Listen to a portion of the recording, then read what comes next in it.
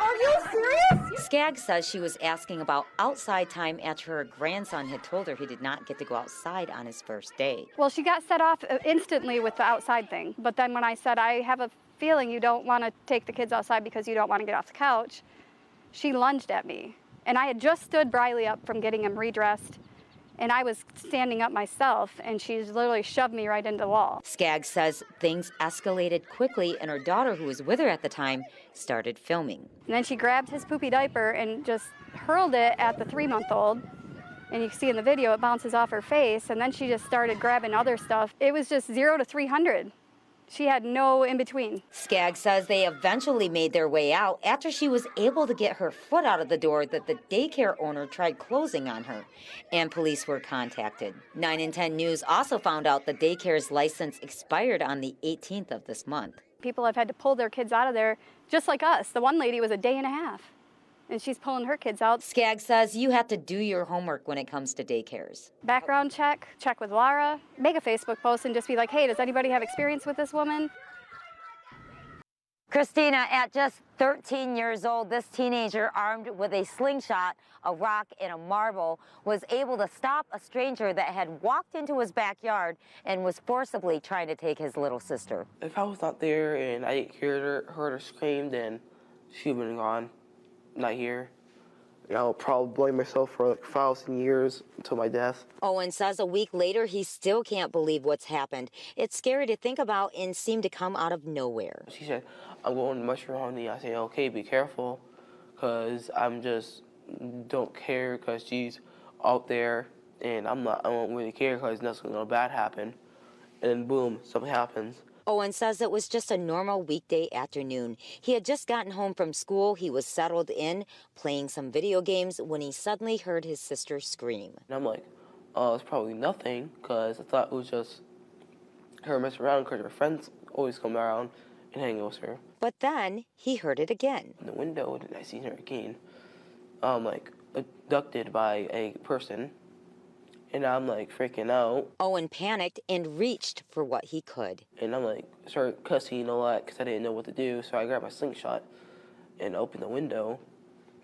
And I grabbed 2 things, a marble and a graveled rock or something. Troopers say Owen hit the 17-year-old in the head and in the chest, allowing his sister to get away. It was disbelief that a young man could successfully shoot a person twice with a slingshot and their sister was able to get away. Owen says he was also surprised he was such a good shot. It's not like the usual targets he goes after. I was just lucky. He's just a big target because he's not like a Pepsi can. The suspect then ran away. State police say he was found 10 minutes later hiding in the bathroom of a nearby gas station with slingshot wounds. Owen says he then called his mom, Margaret, who then called police. Margaret says it was a terrifying call no mother ever wants to get. State of panic. All I heard was the word kidnap, and I was on my way. A week later, and the family is doing better, having had more time to process it. Margaret says she's so relieved and grateful Owen was around. I was just happy we were able to celebrate our daughter's 8th birthday. That 17-year-old is facing several charges, including attempted kidnapping. He was in court earlier today for a probable cause hearing. In Alpena, Jodi Miesen, 9 and 10 News. I didn't know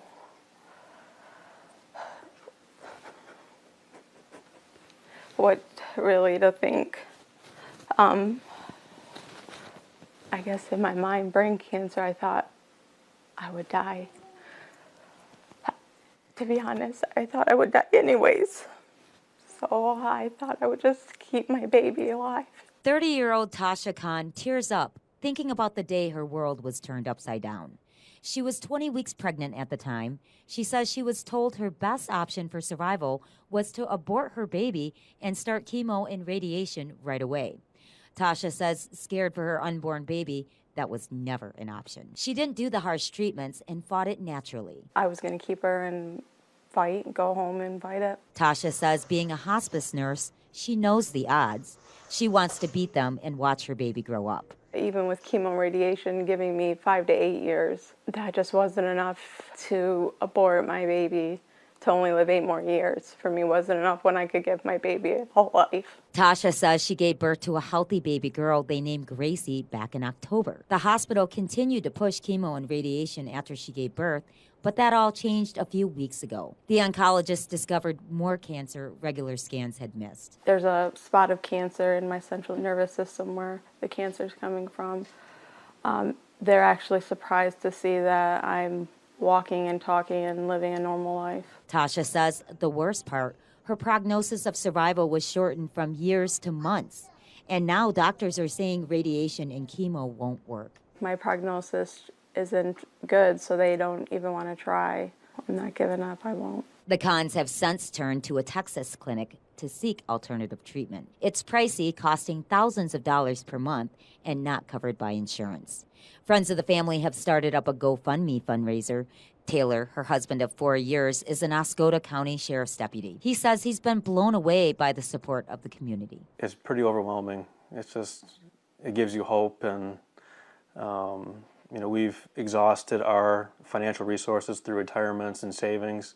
That got us down there for the first month of treatment. And now to know that we have a second month locked in, that's a good feeling. The Khans are hoping to raise enough for a year's worth of treatments. The price tag is $200,000. The Khans say they're praying for a miracle. She's already beat the prognosis time. It was June 6th of 22, and we've passed that. And every day past that is her proving somebody wrong. It's scary, but I don't really listen to them. How do they know? They tell me I shouldn't be walking or talking and living normal, and I am. In Mayo, Jodi Miesen, 9 and 10 News. I didn't know that I didn't have long to live. She said she was going to take care of it.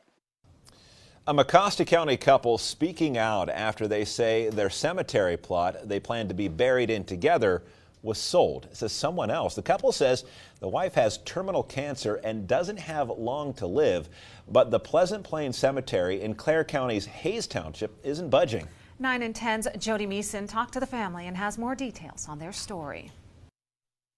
I have no place to go when I leave here, unless they keep me in a box at home, because I have no place, and we were going to be buried together. Linda Lucier says she was shocked when she found out the plot she had already paid for had someone in it.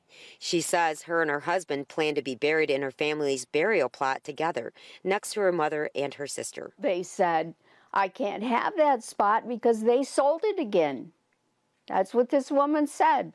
That's been sold. I can't have it because she already moved her once. And she says I could be buried in with my mother, but he can't. Linda says her and her husband Garnet has been together for more than 61 years and had planned to spend an eternity together. She says, or you could be put in my sister's lot. Well, then she'd have no place to go. That lot was paid for by us.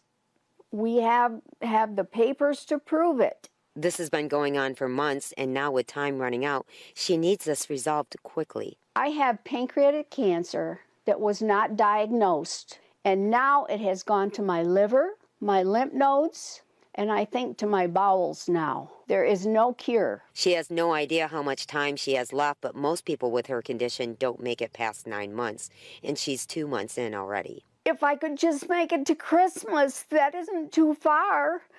But I seem to be going downhill so fast. And we needed that plot. I needed that for my security, so I know that I was near my parents. Her husband and best friend Garnet says the whole ordeal has been frustrating. It's hard enough knowing that she's terminal, much less losing her for some stupid reason as a cemetery plot. I sure wish they would do something.